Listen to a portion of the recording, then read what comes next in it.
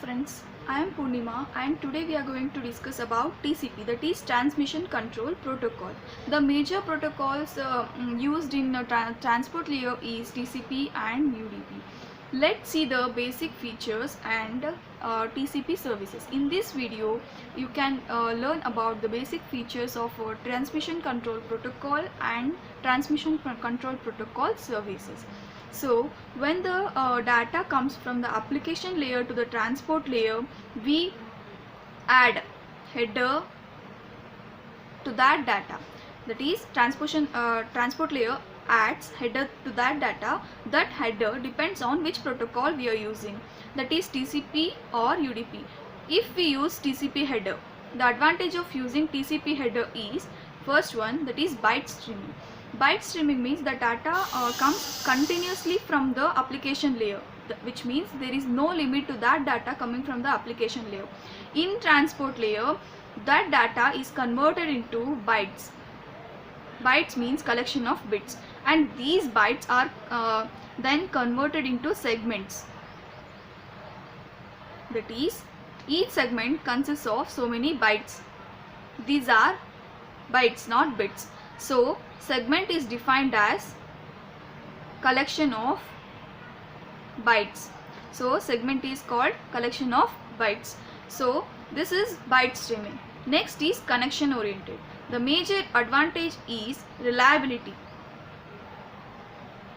That is, whenever the data is sent, we need to make sure that complete data is received by the receiver. In case there is any loss in between, then the sender need to send the data, retransmit the data once again. That is called reliability. And connection oriented uses three-way handshaking.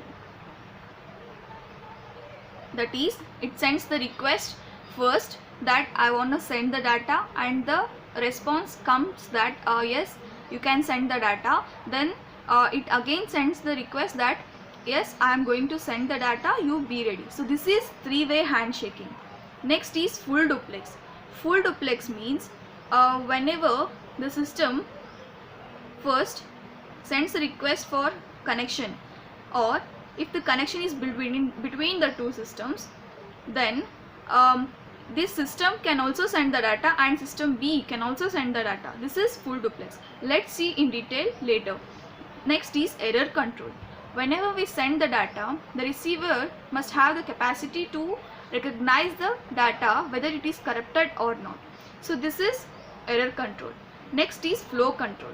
Flow control means when the data is sent, the data must be sent by knowing the capacity of the receiver. That is, in case the receiver has a less capacity, then the sender need to send that much amount of data only, not more than that. So this is flow control. In flow control, the sender will send the data less than or equal to the capacity of the receiver. Next is congestion control. Congestion control means here transmission control protocol supports congestion control. That is, it also look after the network in between we send the data. That is, the capacity of this receiver also it take care, and the data is sent to network, right? So it takes care of the network also, and it avoid congestion here in the network. So this is congestion control. So these are the basic features, mandatory fields of transmission control protocol. Next, we see transmission control protocol services, that is TCP services. TCP services have 5 types. TCP provides 5 types of services. That is, first one, process to process communication, stream delivery service, full duplex communication, connection oriented service, reliable. First service is process to process communication. Process to process communication, that is, TCP provides process to process communication like UDP using port numbers. Port number, here port means end to end delivery. That is, in my system many applications are running and each application having a port number, and in the receiver side also many applications are running, so they also having a port number. If I send a data from the port, then in receiver side, which port will receive that data is known as end-to-end delivery. Process-to-process communication uses port numbers. So in the header which we add to the data in the transport layer, having source port and destination port. Source port of 16 bits and destination port of 16 bits. So totally 2 power 16, that is of 65536. These many ports we are having, that is from 0 to 65535 port numbers we are having. In that 0 to 1023 are well known ports. 0 to 1023 are well known ports, and some of them are register ports, and the remaining are normal ports. So the ports used by TCP having some of the well known ports, they are, so the well known ports used by TCP are port number 7 echo, that is echo receive datagram back to the sender. Port number 9 protocol is discard, that is discards the datagram that is received. And port number 11 protocol is users, that is active users. Port number 13, that is protocol is datetime, returns a date and time. Port number 17 protocol is quet, returns the quet of the day. Port number 19 chargen, returns a string of characters. Port number 20 FTP data, file transfer protocol of data connection. Port number 21 FTP control, file transfer protocol of control connection. Port number 23 TEL-NET, that is terminal network. Then port number 25, that is SMTP, simple mail transfer protocol. Then port number 53, that is DNS, domain name server. Port number 67 VoOTP, that is bootstrap protocol. Port number 79 protocol is finger. And port number 80, that is HTTP, hypertext transfer protocol. And port number 111 that is RPC protocol, that is remote procedure call. So these are the well known ports used by TCP. So if we are using any browser, we will get a port number. Those are normal port numbers, they are not well known ports. So if we want to access any web server from the system, we will send a data. If my port number is about 4000, then in the receiver side the port number will be in the 0 to 1023 range, that is either 80, 90, any which one, anything it may be. So if it is 80, then this type of communication uses well known ports. So process to process communication uses port numbers like UDP. So next one is stream delivery services. Stream delivery services. TCP like UDP, a stream oriented protocol. In UDP, a process sends messages with predefined boundaries to UDP for delivery.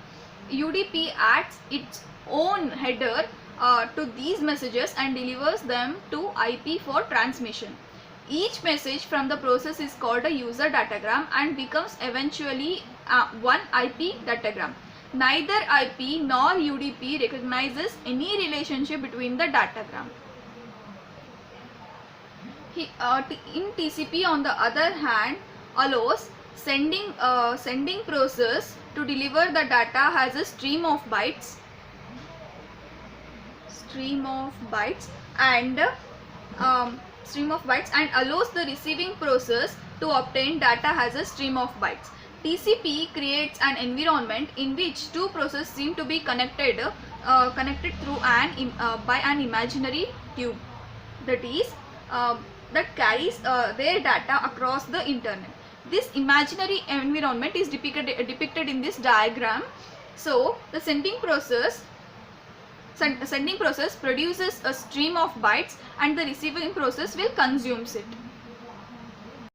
Because the sending and receiving process may not read or write data at the same speed, TCP needs buffers for storage. There are two buffers, the sending buffer and the receiving buffer, one for each direction. One way to implement a buffer is to use a array of 1 byte location as shown in this diagram. For simplicity, we have shown two buffers of 20 bytes each. Normally, the buffers are hundreds or thousands of bytes depending on the implementation. So, this figure shows the movement of data in one direction. At the sending side, the buffer has three chambers. That is, the white section, these are the white section, contains empty chambers that can be filled by sending process. And the gray area holds bytes that have been sent but not yet acknowledged. TCP keeps these bytes in the buffer until it receives an acknowledgement. The colored area contains byte to be sent by the sending TCP. However, as we will see later, TCP may be able to send only part of this colored section. So, TCP can only send the part of this colored section.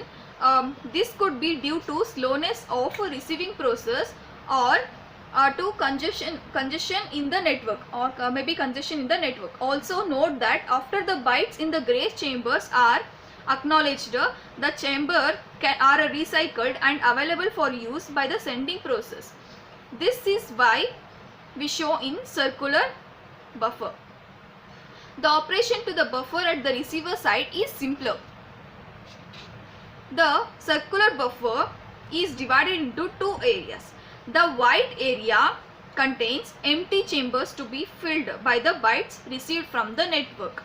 The colored section contains received bytes that can be read by the receiving process. When a byte is read by the receiving process, the chamber is recycled and added to the pool of empty chambers. So this is about sending and receiving buffers.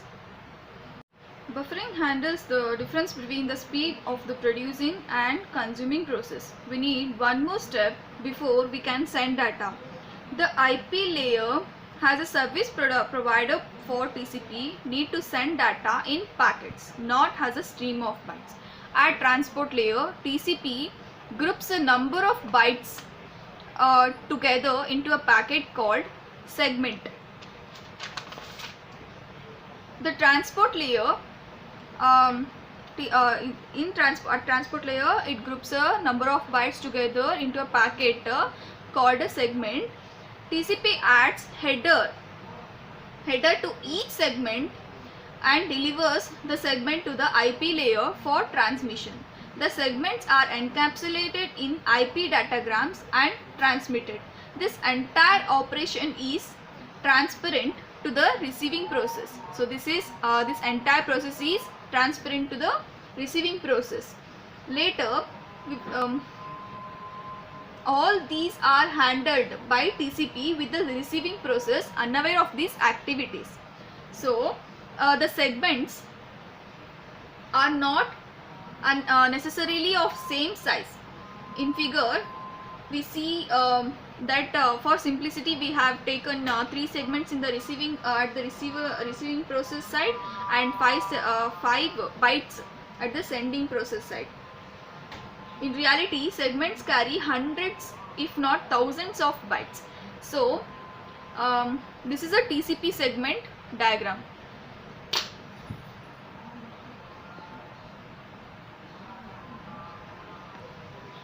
So next is full duplex communication.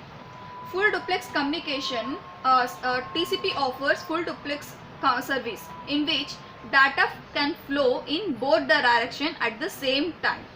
Each TCP then has a sending and receiving buffer and segments move in both directions. So as I said earlier about the full duplex communication, if a connection is established between two systems, then both systems can exchange the data and both can send directions at the same time. So next is connection oriented service. Like UDP, TCP is a connection oriented protocol. When the process at site A wants to send or receive data at site B, the following occurs. The two TCP establish connection between them, and then data is exchanged in both direction, and then the connection is terminated. Note that this is a virtual connection, not a physical connection. The segment is encapsulated in an IP datagram and can be sent out of order or lost or corrupted and then resent. Each may use different path to reach the destination. There is no physical connection. TCP creates a stream-oriented environment in which it accepts the responsibility of delivering the bytes in order to the other site. The situation is similar to creating a bridge that spans multiple islands and passing all the bytes from one island to another in single connection. So guys, we came to the last service of the TCP services, that is a reliable service. TCP is a reliable transport protocol. It uses an acknowledgement mechanism to check the safe and sound arrival of data.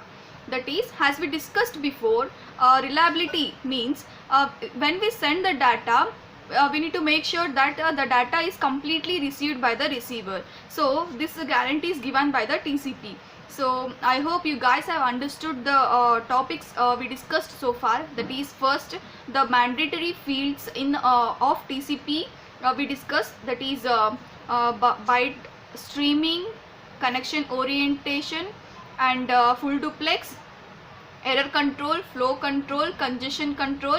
And in TCP services we discussed process to process communication, stream delivery service, full duplex communication, connection oriented service, and reliable service. I hope you guys have understood all these topics. Thank you.